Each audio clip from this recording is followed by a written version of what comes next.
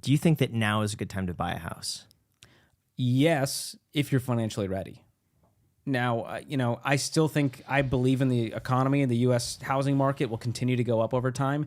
I don't think houses are going to be significantly cheaper in any point in the future, and history has proven that. I don't think there's going to be another 2008, fingers crossed, because we've solved a lot of the problems that caused that. But I think when you have no debt, a fully funded emergency fund, and a down payment, you are financially ready to buy a house. Yeah. And so I wouldn't try to time the market and wait for the interest rates to move a certain way. I would go ahead and do that. We say, date the rate, marry the house. Yeah. You know what's interesting? 84% of people say that now is a bad time to buy a house. 84%. Is that because of prices and interest rates? Yes. Okay. Interest rates were the number one reason that overtook home prices. So it's because of interest rates that that number is so high. You know, the last time it was also similarly high. When's that? 2010. Wow. Isn't that interesting? Interesting. So after the housing crisis. Yes. A lot of people also felt now is a bad time to buy.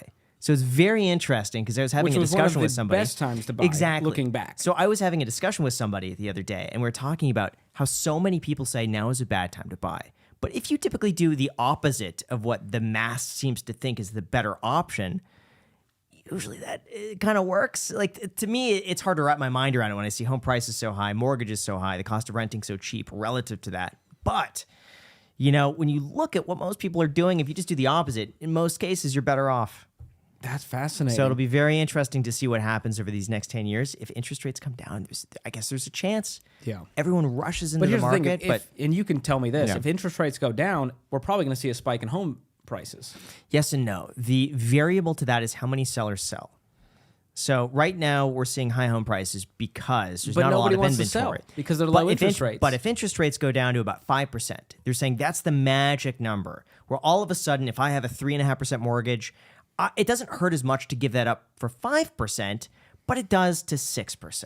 Interesting. And so they're saying 5% is the magic number that would prompt more sellers to sell who are thinking about selling, who have those handcuffs.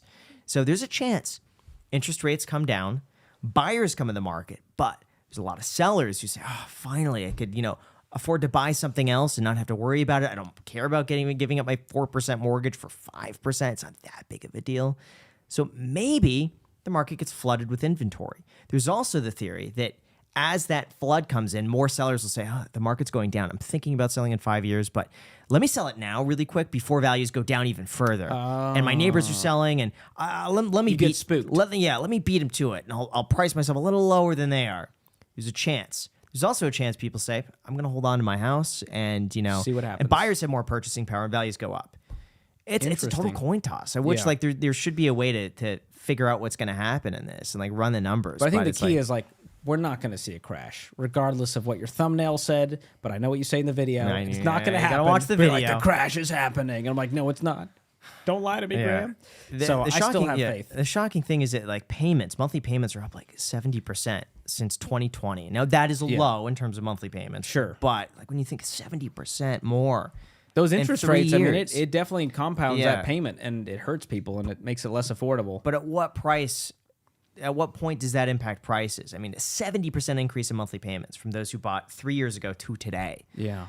How much do home prices have to come down to balance things out, if at all? Only time will tell. But I do feel for people who want to be homeowners, and it's just feeling like more and more, they're just so sad and hopeless at this point because they need a huge down payment, and they're still straddled with debt. And so the only thing you can do is try to get out of debt, get the emergency fund, and build that down payment as high as you can get it to where you can then afford the payment. And what would you say to someone who says, I just want to rent? I have no problem with renting. I think renting is very wise, which is another hot take. I know some people agree, and you'd probably be with me on this one, but renting is buying yourself patience. And I've seen people who did it the other way. They said, well, I told renting is a waste of money. I'm going to go buy a house. Then they call the Ramsey show, and they're like, hey, we're screwed. This mortgage payment is 65% of our take-home pay, and life happened, and we don't know what to do. And now we're looking to sell because we're in this bind. And so I'd rather you do it with patience and buy it when you're ready, even if the price is higher, the interest rates, whatever. Because when you do it and the mortgage payment is that much of your take-home pay, you can't live the rest of your life. And so you have no peace. Even though you're a homeowner, it's the American dream, your life sucks. And so we've just see too much of the other side of when things don't work out perfectly. What are the most disturbing calls you get on the Ramsey show? Oh my gosh. I mean, obviously there's like the really sad ones, addiction problems, loved one passing way too soon, people co-signing and getting into really murky situations, especially when it comes to like Parent Plus loans are a real problem where parents are now like, hey, my kid stopped paying and now the loan's on me and I'm trying to retire and I don't have the money to pay this thing. We're seeing so many people underwater on car loans. It's almost every single call we ask them and they're underwater on the car loan not by like 1,000, but by like 10,000. So those are really sad as well. And there's also the people who have like lower incomes and we're telling them, hey, like you're making $16 an hour. Like that's not going to cut it. You need to go making 20, 25, get some education, do whatever you have to do because they barely can pay the bills. And so there's a lot of people hurting out there. And obviously Ramsey show is largely people with money problems. We get a few that are doing really well. They're like, I have $3 million. What do I do with it? And we're all like, oh, boo-hoo, send me a Venmo. But the majority of people, like, life has happened and they're in a predicament. They haven't prepared financially for it, and we're just trying to help them take the right next step. Yeah, and it's a difficult thing to do in 6 minutes of a call, but our goal is to give them a little bit of hope. That's all you can really do in 6 minutes is give them hope and just a next step and a partial plan, and maybe we give them a product, a tool to help them along. Is there anything that doesn't get aired? In recent memory, I don't think we've ever had to cut a call. Sometimes if someone cusses, we'll have to hit the dump button, is what it's called, where they cut the last 10 seconds. So that's happened on occasion. But as far as something getting cut completely, I don't think that's happened in a few years. Usually whatever is screened and makes it to air, it's then live on radio. It's live on, it goes to podcast pretty soon. It's on YouTube an hour later. So everything's pretty much out there. Do people ever fake the calls? Like, are there situations where you're like, oh, this is not real? There's ones where people think we either like planned a fake call, which we never do. Like sometimes we'll schedule a call. If someone emails us and it's a great call, we'll go and schedule it with them. But we don't like plan fake situations for people to call in to create great content. But do they sneak through? Occasionally we'll get the troll here and there. And the phone screeners are amazing at sniffing that out. So props to them for doing that. But sometimes they'll make it to air and Dave's like, that was a troll. So we've seen that a few times. Some of them aren't as malicious as others. Yeah. Some of them are malicious, where they're trying to rile up Dave or whatever. What do they say? Are they just like, I'm trying to think of some of the all this debt, and should I buy the Ferrari? And I'm 16, some of them are just they want to argue with Dave about one of his principles. That's usually what it is. It's usually wanting to argue with Dave, and like it's some 18-year-old that thinks he knows better than Dave, and he's like, well, Dave, I don't understand. Why wouldn't I take the spread on the interest rate? Those kinds of things. We had a clip that went mega viral. You may as well ask it now. Okay, all right. If you could borrow $1 billion at 0% interest for 10 years, would you do it? $1 billion, 0% interest for 10 years, would I do it? No. Why? I would be crushed under the weight of trying to manage that well and not lose it all. It would be frightening. And I know you're thinking, well, just put it in high yield savings account and T-bills and you'll make your money back. So, no, in this wild hypothetical scenario where I could borrow $1 billion at 0%, I wouldn't do it. And it's part of it is my values of like I just don't borrow money. And it's a principle that like I live by. So it would go against my own moral compass. Like I wouldn't be able to sleep at night. And to me, that's not worth the spread I could make. Now, what if it's something smaller, more manageable? $10 million. Interest-free, 10 years. I mean, what's those 10,000? That wouldn't interest me. I don't think it's an amount to me. I think I truly have such a, and it's not like, well, you work for Dave Ramsey, so of course you're going to say that. It truly, it's not attractive to me at all to take on any amount of debt. What if you could borrow $1 billion at negative 1% interest for 10 years? That hurts my brain. So you're saying they're paying me? You have to pay back. This is like how it goes. I think in like Venezuela or something. Yeah. They have like, is it Venezuela? There's a few countries with negative interest rates. Yeah. I don't think Venezuela is not one of them because their inflation is so high. Are they paying you to take on debt? You pay back less than you borrow. So let's just say you borrowed $1 million. You would pay back $990,000 at the end of the term.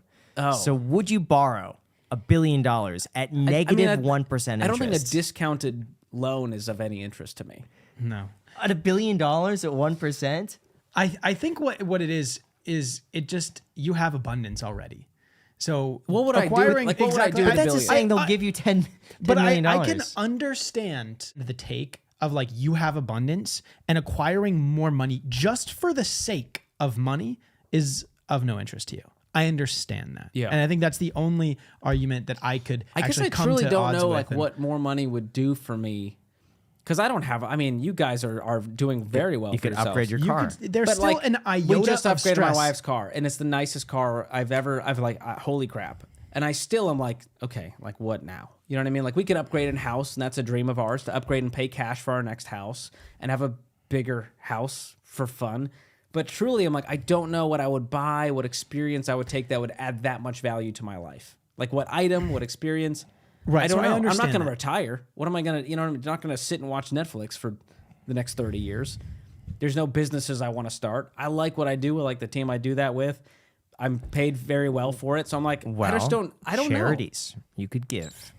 That's true. So if I could borrow $1 billion at 0%, invest that money, give all of the proceeds to charity, I would become a You would do wonderful philanthropist. Let's still have that think on I would do record. it. Would you do it? Negative 1% interest and you donate it all to charity. Do we get a I'd have yes? to really think through that. I would let someone else do it, and I'd be happy for them. I It's understand because there non-transferable. still is, like I said, That's still just a weight. an iota That's still of an stress. emotional it weight. still is weight. It still is something, and Like you I don't owe, need that. I owe. At the end of the day, regardless of what's happening with that billion, I owe someone $1 billion. Like that is such But an you have $1 billion. unfathomable. You owe someone 900 and something million. Right now, I have it. But if I invested, let's say, I don't know. I know Treasuries. T-bills are probably the safest Yeah. bet right now, or a high yield savings account at 5%. It still would wait. Like I would be thinking about that $1 billion every day. You know what I mean? Like there's not a day that goes by that you're still not thinking, holy crap, $1 billion is sitting out there. You know what I mean? Mm-hmm. That's too much weight for me. I truly could not handle it. I'll let You someone could else. pay it off early.